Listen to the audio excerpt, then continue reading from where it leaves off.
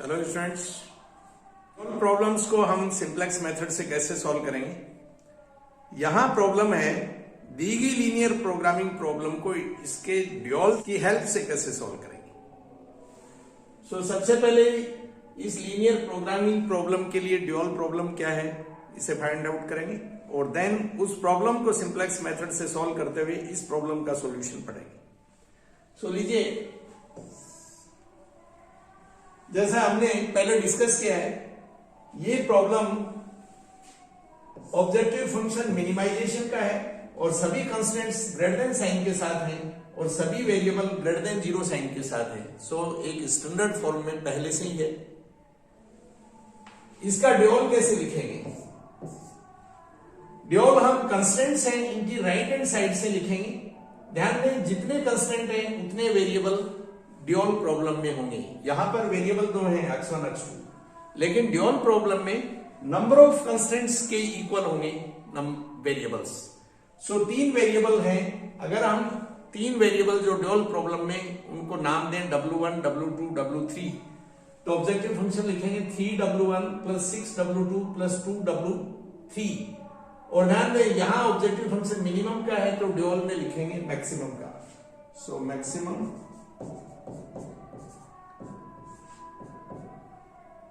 3w1 plus 6w2 and plus 2w3 subject to restriction। Restriction लिखते समय हम ध्यान दें, प्राइमर प्रॉब्लम में जो वेरिएबल्स हैं उनके coefficient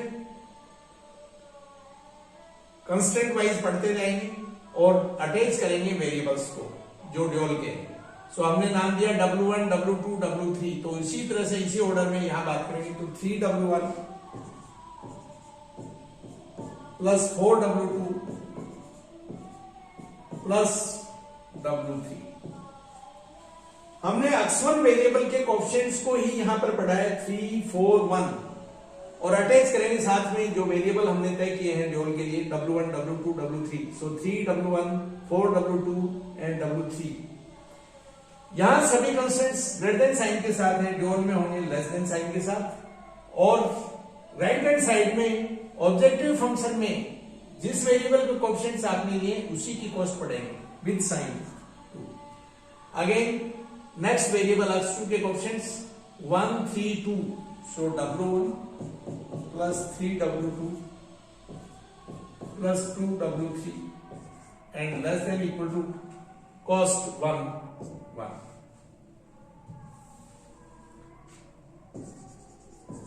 And w1 w2 w3 greater than equal to 0। ये इस प्रॉब्लम के लिए एक dual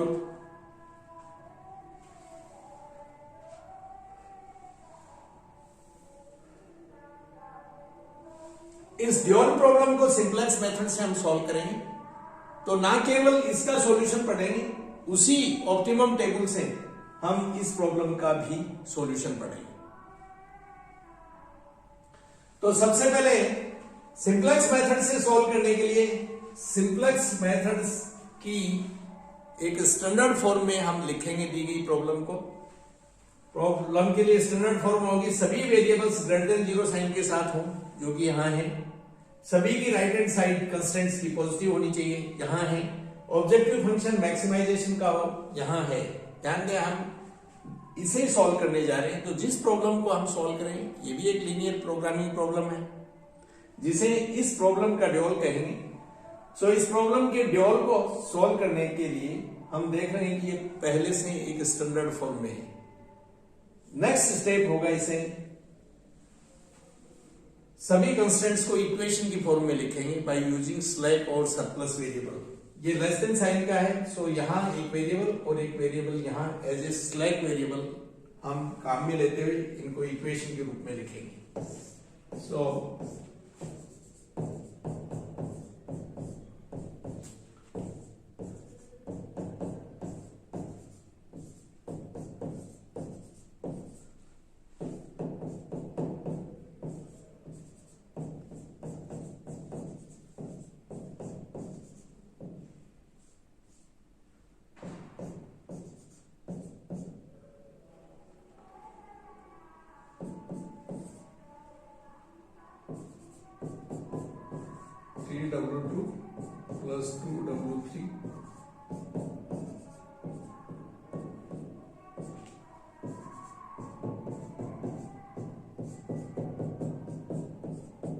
W1, W2, W3, W4 and W5 greater than equal to 0। Objective function में ये जो नए वेरिएबल हमने शामिल किए हैं W4 and W5 slack variable, इनकी कॉस्ट 0 लेंगे।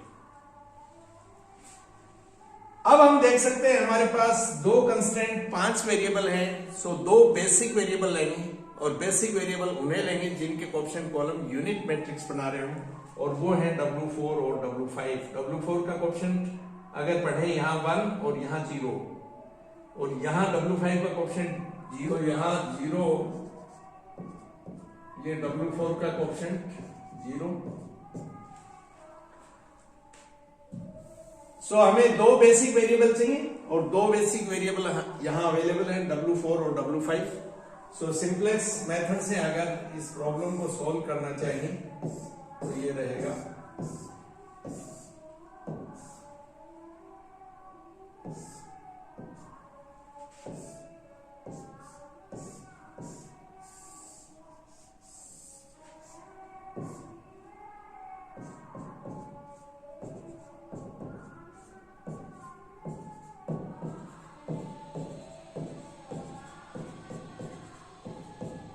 कॉस्ट ऑब्जेक्टिव फंक्शन से पढ़ेंगे।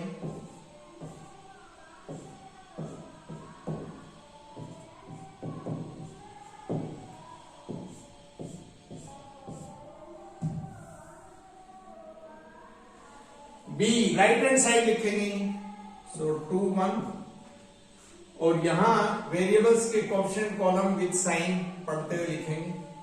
W1 का 3 1, ये 4 3, ये 1 2, ये 1 0, ये 0 1।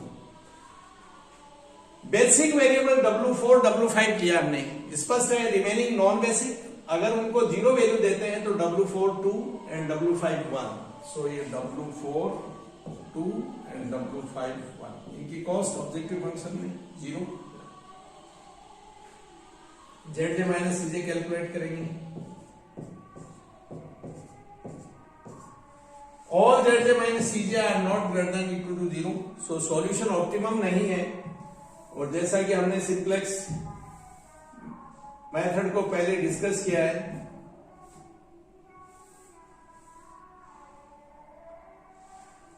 ये मोस्ट नेगेटिव। सो नेक्स्ट टेबल में W2 बेसिक वेरिएबल होगा और ये किसकी जगह लेगा, अर्थात आउटगोइंग वेरिएबल कौन सा होगा। सो इस कॉलम की एंट्रीज 4 और 3 से हम कैलकुलेट करेंगे रेशियो 2/4 एंड 1/3। ये मिनिमम रेशियो चेक करेंगे, और ये है 1/2 और ये है 1/3। सो मिनिमम रेशियो 1/3, 3 की एलिमेंट रहेगा। सो नेक्स्ट टेबल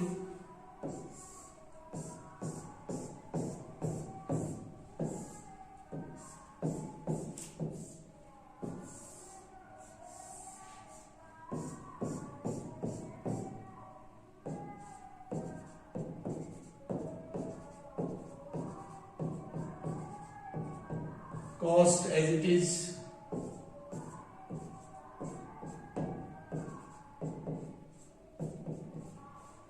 ध्यान दें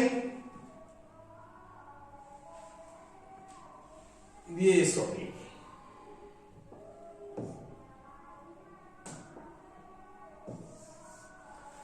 मिनिमम रेशियो 2/4 1/3, इसे सिंपल करेंगे 1/2, दोनों में से minimum 1/3 corresponding to W5। So next table में W5 की पोजीशन पर होगा W2, अर्थात W2 नया basic variable, and W4 as it is. ये कॉस्ट W4 की एंड W2 की कॉस्ट 6, यहां से पढ़ सकते हैं। 3 की एलिमेंट है। सो अगली टेबल में इस कॉलम में की एलिमेंट को 1 करेंगे। ध्यान दें ऑपरेशन रो वाइज रहेगा। सो पूरी रो को 3 से, इस 3 को 1 करने के लिए 1/3 से मल्टीप्लाई करेंगे। सो 1/3 1/3 1 2/3 0 1/3, 3 से डिवाइड किया। देन इसके हेल्प से इसे 0 करेंगे। सो इसे 4/3 से मल्टीप्लाई करके सब्ट्रैक्ट करेंगे। सो 4/3 से मल्टीप्लाई करके सब्ट्रैक्ट करेंगे तो ये 2/3, अगेन 4/3 से मल्टीप्लाई करेंगे सब्ट्रैक्ट करेंगे तो 5/3 और ये 0। 4/3 से मल्टीप्लाई करके सब्ट्रैक्ट करेंगे तो 8/3 सब्ट्रैक्ट करेंगे तो -5/3 और ये 1 और ये -4/3। 4/3 से मल्टीप्लाई करके सब्ट्रैक्ट करेंगे। अगेन जेड माइनस सीजे कैलकुलेट करेंगे। सो ये -1 और ये 0, ये 2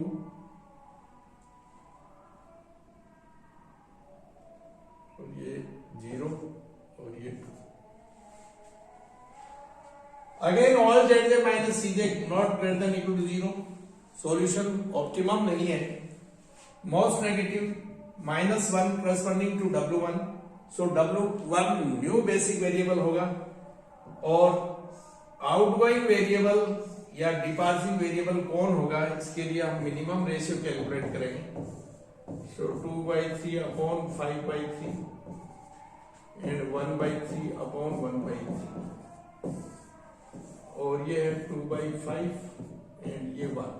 सो मिनिमम रेशियो 2/5, ये मिनिमम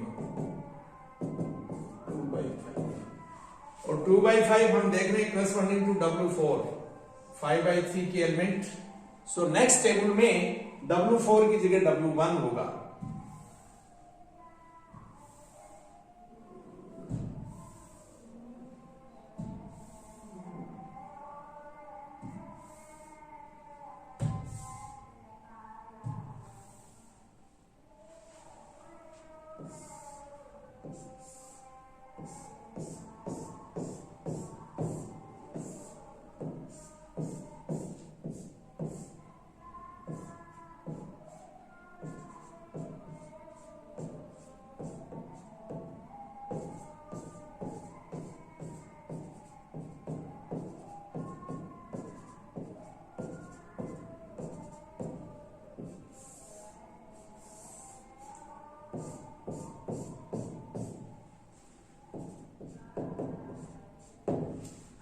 ये लीजिए W4 की जगह W1, यहां W1 की कॉस्ट, ये W2 की कॉस्ट। सो के एलिमेंट को 1 करने के लिए इसे पूरे को 3/5 से मल्टीप्लाई करेंगे। सो 2/5 ये 1, 3/5 से मल्टीप्लाई करेंगे सो -1, 3/5 एंड 3/5 से मल्टीप्लाई करेंगे तो -4/5। देन की एलिमेंट की हेल्प से इसे 0 करेंगे। सो 1/5 से मल्टीप्लाई करके सब्ट्रैक्ट करेंगे। सो ये रहेगा 1/5 से मल्टीप्लाई करके सब्ट्रैक्ट करेंगे तो 1/5 और ये 0, ये 1 और ये यहां 2/3 एंड 1/5 से मल्टीप्लाई करके सब्ट्रैक्ट करेंगे तो प्लस का 1/3।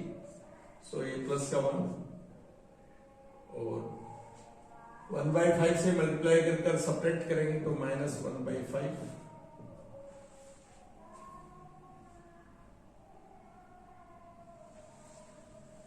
यहां अगेन 1/5 से मल्टीप्लाई करके सब्ट्रैक्ट करेंगे तो प्लस का 4/15।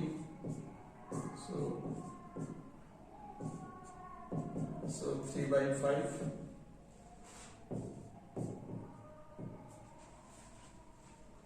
जेड माइनस सीजे कैलकुलेट करेंगे। सो ये 0, ये 0 और ये 1 और ये -6/5 प्लस 9/5 सो 3/5 और ये -12/5 प्लस का 18/5 तो प्लस का 6/5। Now all z minus cj are greater than equal to 0. Solution optimum है। ये ड्यूल का सॉल्यूशन यहां से पढ़ा जा सकता है। अभी हम देखेंगे ड्यूल का सॉल्यूशन पढ़ने के लिए W1 की वैल्यू 2/5 एंड W2 की वैल्यू 1/5 और ड्यूल के ऑब्जेक्टिव फंक्शन की वैल्यू यहां से कैलकुलेट कर सकते हैं।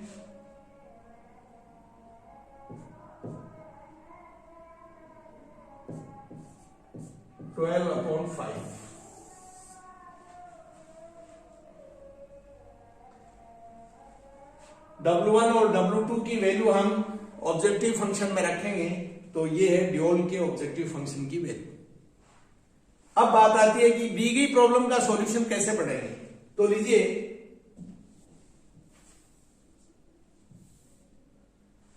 यहां से हम देख सकते हैं हमें x1 x2 की वैल्यू चाहिए। x1 के कोएफिशिएंट्स के करस्पॉन्डिंग कांस्टेंट हमने लिखा है फर्स्ट। इस कांस्टेंट को हमने इक्वेशन में कन्वर्ट करने के लिए स्लैक वेरिएबल यूज लिया W4। ध्यान देंगे, x1 के कोएफिशिएंट्स के करस्पॉन्डिंग कांस्टेंट ड्यूल का फर्स्ट है और फर्स्ट में हमने स्लैक वेरिएबल यूज लिया W4।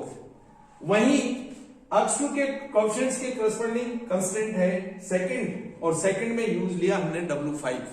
सो W4 रिलेट करेगा x1 से और W5 x2 से। तो आइए फाइनल टेबल में चलते हैं।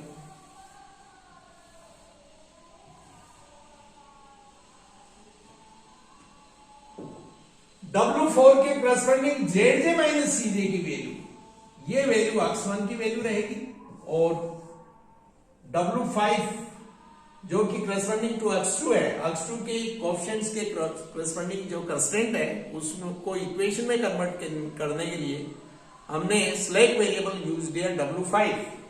सो ये वैल्यू रहेगी x2 की। सो x1 की वैल्यू 3/5 एंड x2 की वैल्यू 6/5 और दी गई प्रॉब्लम के ऑब्जेक्टिव फंक्शन की वैल्यू, ये वैल्यू हम पढ़ेंगे। सो वहां से देख सकते हैं 2x1 प्लस x2